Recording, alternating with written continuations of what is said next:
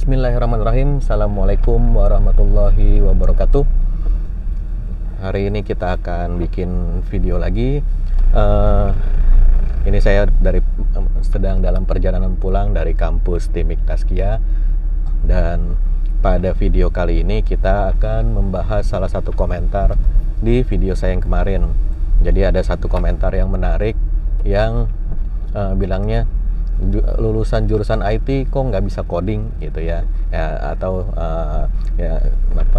hal-hal yang senada ya gitu ya, karena saya juga agak lupa redaksinya, tapi intinya jurusan IT kok nggak bisa coding gitu. Nah, jadi pada video kali ini kita akan bahas tentang topik tersebut.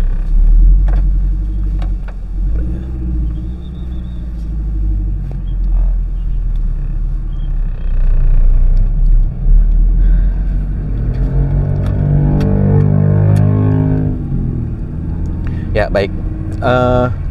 Apakah jurusan IT itu lulusan yang kuliah jurusan IT apakah harus bisa coding atau tidak gitu. Nah, jadi itu pertanyaan pertamanya itu kita ke sana dulu, apakah dia wajib bisa coding atau tidak sih gitu ya.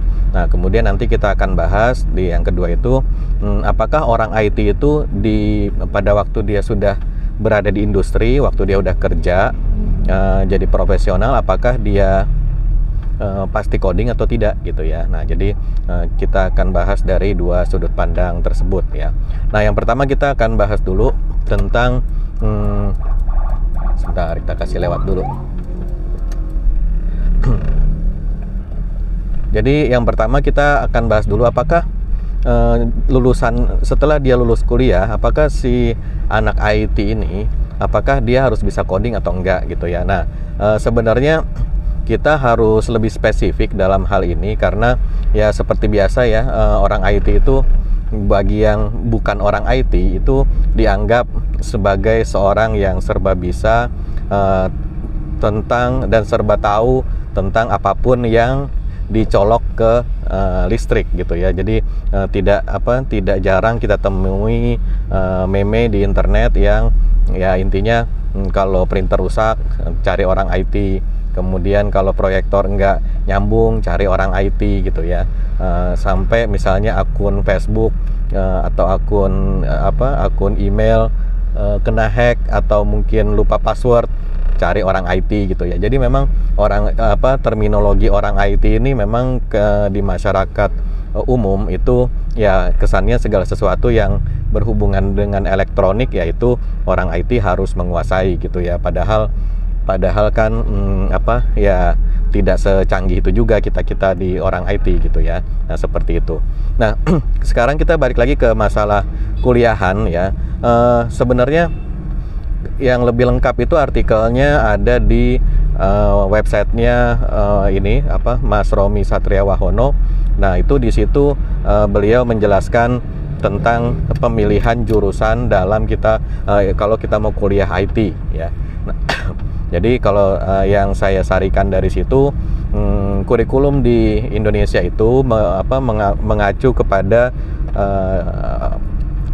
kurikulum yang dirumuskan oleh Aptikom. Aptikom itu Asosiasi Perguruan Tinggi Komputer. Jadi kampus-kampus komputer di Indonesia itu bikin asosiasi namanya Aptikom. Kemudian Aptikom itu mengeluarkan semacam panduan dalam penyusunan kurikulum. Jadi kampus-kampus di Indonesia kalau mau bikin kurikulum ya mengacunya ke situ. Nah, kemudian si Aptikom ini pada gilirannya dia juga mengacu juga ke referensi dari luar negeri ya, yaitu yang namanya computing curricula. Jadi itu adalah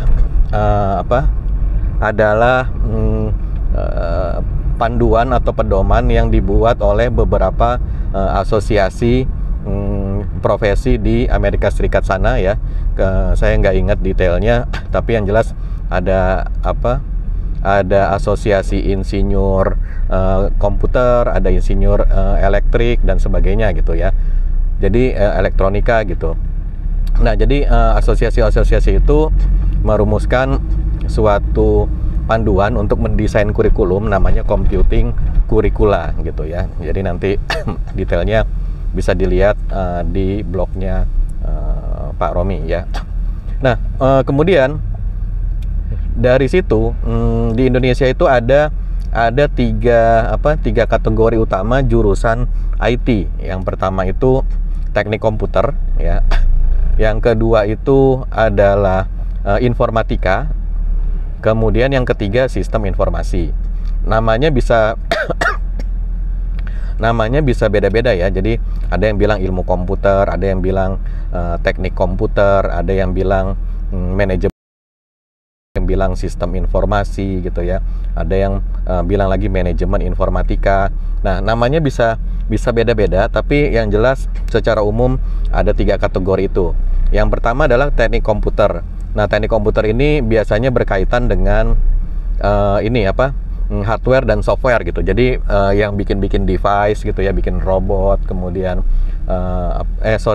itu teknik komputer. Teknik komputer itu dia berhubungan dengan hardware dan softwarenya. Jadi kalau hardwarenya ya kita bicara misalnya kalau zaman sekarang yang lagi trending IoT gitu ya. Kemudian kalau zaman beberapa tahun ke belakang yang trending itu namanya adalah robotik gitu ya, bikin robot. Nah, si robot ini kan tentunya ada komponen-komponen elektronik yang harus kita rangkai gitu kan. Nah, kemudian setelah dirangkai, kita bikin atau kita menginstal sistem operasinya atau biasanya kita sebut dengan istilah firmware kalau di embedded device ya. Jadi kita bikin ataupun menginstal ataupun memodifikasi yang sudah ada firmware ke dalam perangkat tersebut gitu ya, sehingga dia bisa kita kendalikan dan bisa berfungsi sebagaimana yang ini gitu ya, sebagaimana dimaksudkan gitu. Jadi kalau robot misalnya kita kasih sensor nabrak gitu, kalau nanti kalau dia mendeteksi ada objek di depannya, maka nanti dia akan berhenti, kemudian mundur ataupun dia belok gitu ya. Nah, untuk sensor sama rodanya ini supaya bisa bekerja, itu kita menulis sistem operasinya atau kita sebut dengan istilah firmware gitu.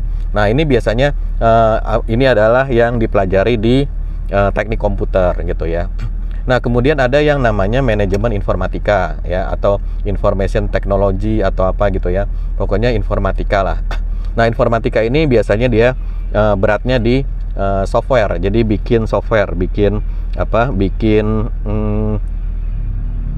aplikasi ya. Aplikasinya macam-macam, ada aplikasi bisnis ya seperti akunting, payroll, e-commerce dan sebagainya. Kemudian ada juga aplikasi game misalnya. Kemudian ada lagi misalnya aplikasi yang yang berkaitan dengan software lah gitu ya. Jadi bikin aplikasi gitu, aplikasi. Nah, kemudian yang ketiga adalah sistem informasi atau SI.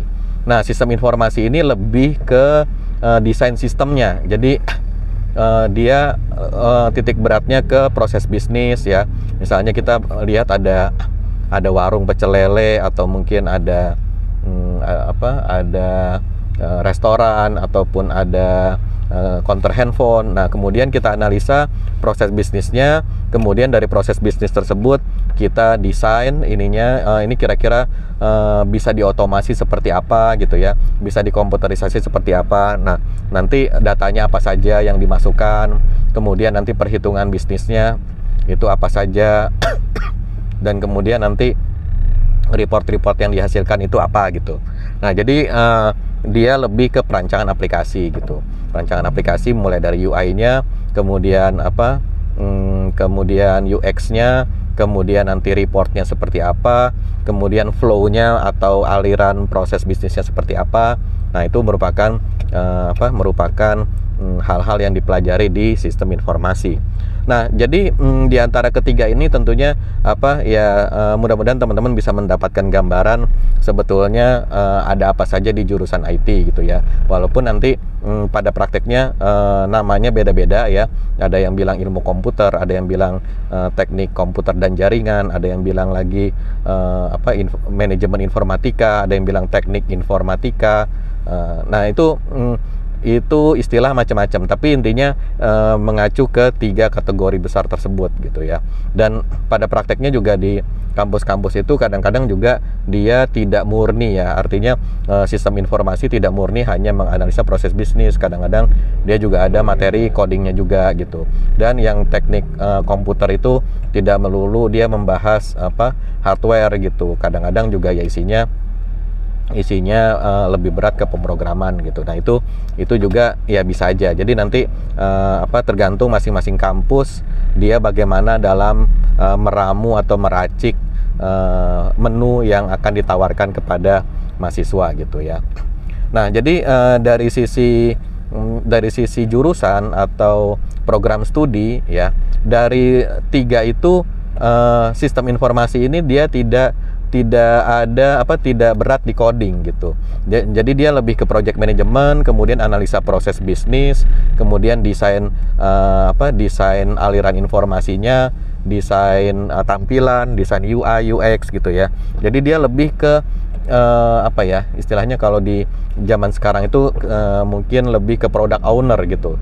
Jadi dia kalau di perusahaan itu dia membuat rancangan produk, ini produknya itu fiturnya harus punya ABCD. Nanti usernya ini yang menggunakan nanti ada pembeli, ada penjual gitu ya. Nah itu dia yang menganalisa, dan dia tidak perlu bisa sampai coding gitu. Nah jadi di antara 3 jurusan ini ternyata ada satu jurusan yang tidak mewajibkan atau tidak fokusnya tidak di pemrograman, tidak coding gitu. Nah jadi makanya kalau misalnya ada yang lulus dari jurusan IT, misalnya kuliahnya apa? Kuliahnya IT, bisa coding nggak bisa coding. Nah itu jangan buru-buru dibully ya, karena bisa jadi dia memang kuliahnya sistem informasi yang mana dia tidak ada materi codingnya gitu ya, seperti itu.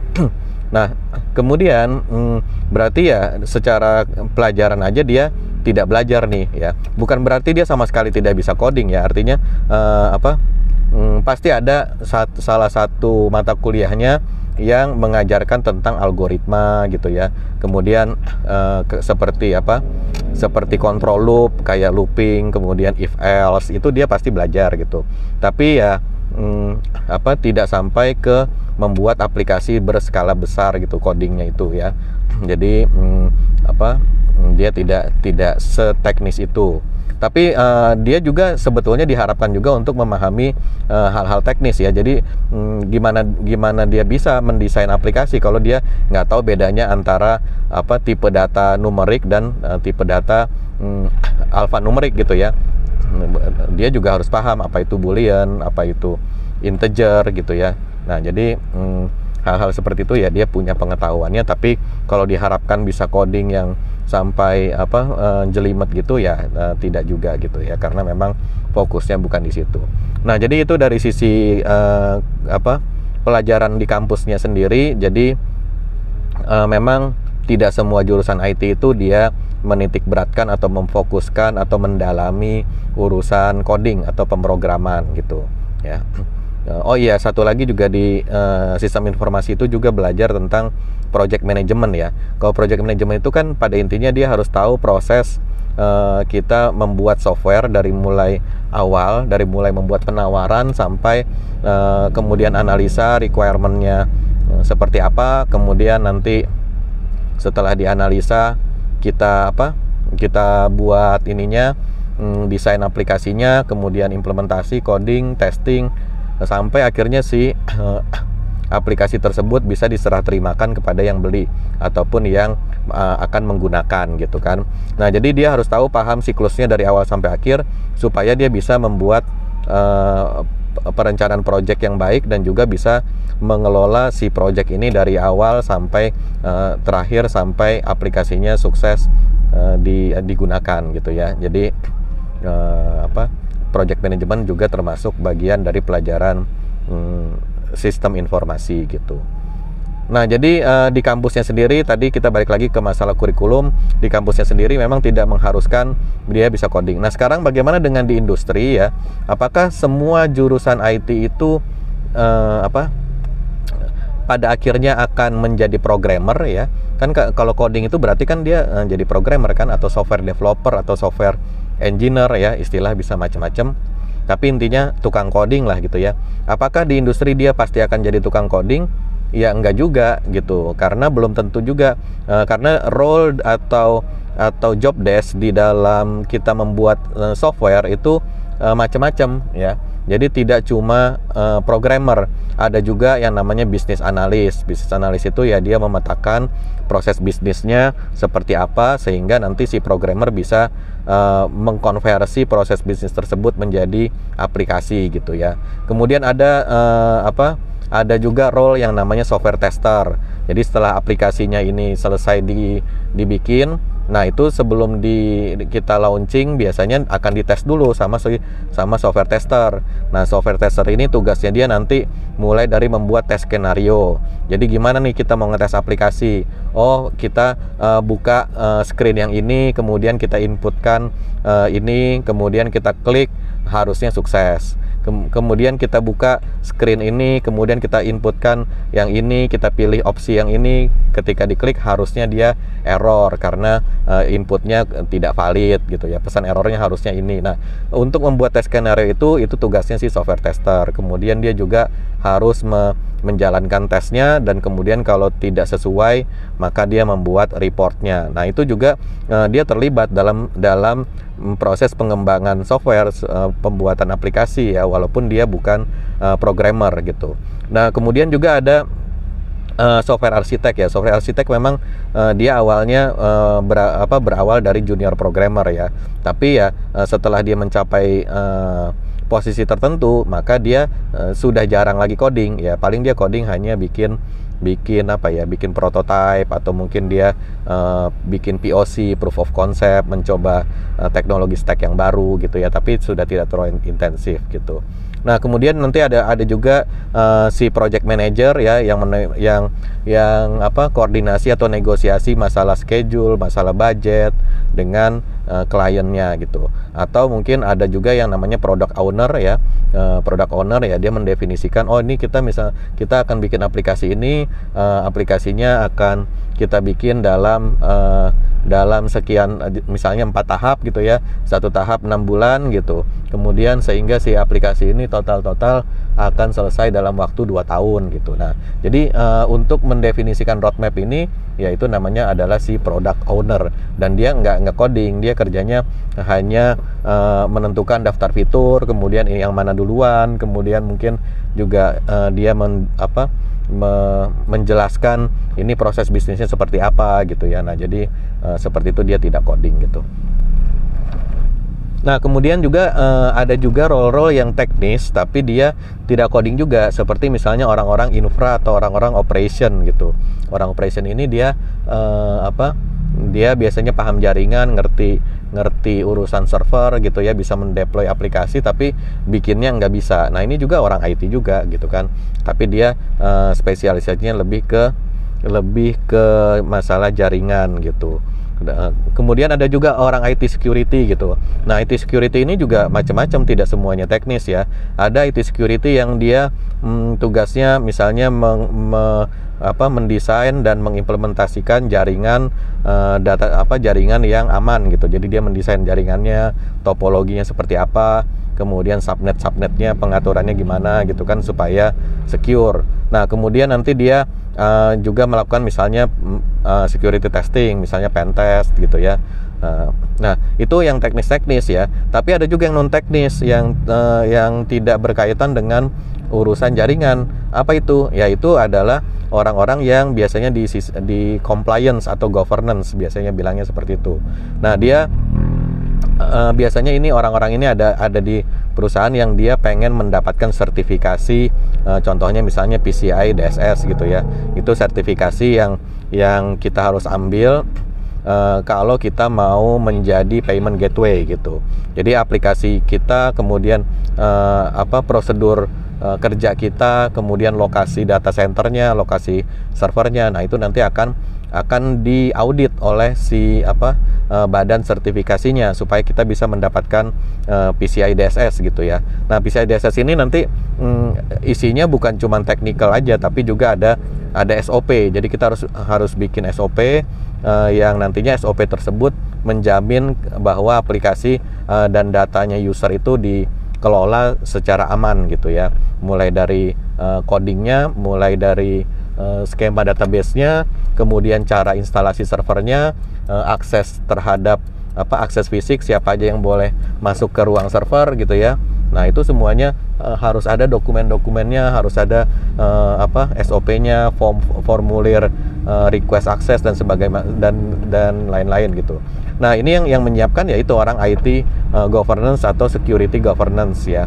Jadi dia nanti yang akan menyiapkan dokumennya, prosedurnya, dan kemudian mengurus audit sertifikasinya, dan kemudian memastikan bahwa si aplikasi ini atau organisasi ini dia mendapatkan sertifikat PCI DSS gitu. Nah, padahal dia orang IT security, tapi dia tidak technical gitu, lebih ke proses. Nah, jadi kira-kira seperti itu ya. Jadi kalau misalnya ada lulusan IT yang tidak bisa coding, kita berhusnuzon dulu atau berbaik sangka dulu, mungkin dia adalah mahasiswa yang kuliahnya sistem informasi. Jadi memang tidak coding ya pada waktu kuliah. Tapi ya ini tidak menutup kemungkinan bahwa ada juga ya mahasiswa yang malas-malas. Artinya walaupun dia jurusannya teknik komputer atau jurusannya informatika, tapi dia males kuliahnya sehingga nggak bisa coding. Ya itu memang ada ya, memang ada juga. Nah, kemudian ada juga yang faktor dosen, ya ada juga, kita tidak pungkiri. Jadi dosennya mungkin hanya teori saja, kemudian textbook ya, tapi belum ada jam terbang untuk bikin aplikasi berskala besar. Ya itu ada juga, karena kan ya namanya dosen, kita tahu di negara kita secara kompensasi masih minim ya. Nah, sehingga orang-orang yang dia memang jago dan memang ahli di bidang pemrograman, dia pasti akan jadi programmer di perusahaan-perusahaan yang berani bayar lebih mahal gitu kan. Tetap saja maju tak gentar membela yang bayar kan gitu. Nah, jadinya yang dosen-dosen ini, apalagi yang guru-guru, ya memang secara kompensasi berada di bawah. Dan kemudian juga pada akhirnya seleksi alam ya, kalau masih butuh banyak kebutuhan ekonomi, ya tentunya akan memilih yang lebih baik ya secara kompensasi gitu, secara salary. Nah, sehingga ya akhirnya banyak juga dosen-dosen yang memang dia tidak bisa coding gitu, ada juga ya, ada juga. Nah, tapi ya balik lagi ke yang pertama tadi ya, selain daripada kasus-kasus tersebut, ya pada umumnya sih harusnya yang ilmu komputer ataupun teknik komputer itu bisa coding dan bisa berurusan dengan hardware ya. Kemudian yang informatika harusnya bisa coding, membuat aplikasi bisnis. Kemudian yang sistem informasi bisa merancang aplikasi gitu. Jadi ya nanti kembali ke teman-teman semua, kita lihat minat dan bakatnya di mana. Jadi kalau misalnya tidak bakat coding, ya sudah, mungkin sebaiknya mencari bidang atau mencari jurusan sistem informasi aja, karena di situ tidak terlalu dituntut untuk bisa coding gitu ya. Nah, jadi seperti itu sedikit yang bisa saya sharing, baik di dunia kampus maupun di dunia industri. Silahkan nanti kalau teman-teman ada inputan atau ada komentar yang lain, atau mungkin ada pengalaman yang berbeda, bisa di-sharing di kolom komentar. Kemudian juga bisa di-sharing video ini ke teman-temannya atau adik-adiknya atau saudaranya yang mungkin sekarang sedang mau kuliah, kemudian pengen di IT tapi bingung mau cari jurusan apa gitu ya. Jadi ya ini mungkin bisa